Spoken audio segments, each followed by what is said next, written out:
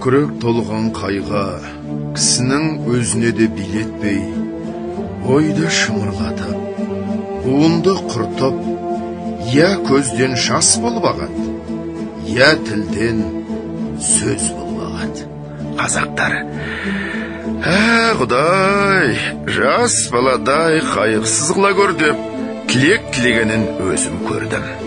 Онысы, жас баладан көрі өзі есті кісі болып, ескермес нәрсені жоқсып, қайғылы кісі болғансы ғана.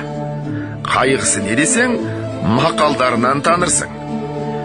Түстік өмірің болса, күндік мал жей. Өзіңде жоқ болса, әкеңде жат. Мал адамның бауыр еті. Малдының беті жарық, малсыздың беті жарық. Ер азығы мен бір азығы жолда.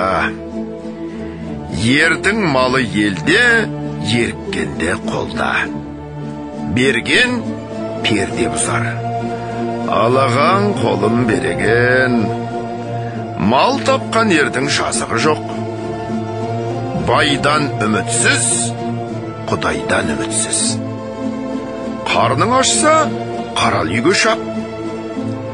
Қайраңы жоқ көлден без, қайры жоқ елден без деген осындай сөздері көп, есепсіз толып жатыр.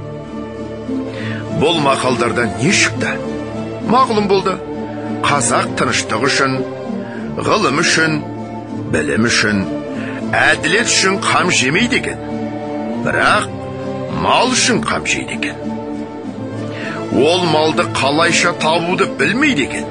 Бар білгені, малдыларды алдап, мақтап алмақ екен.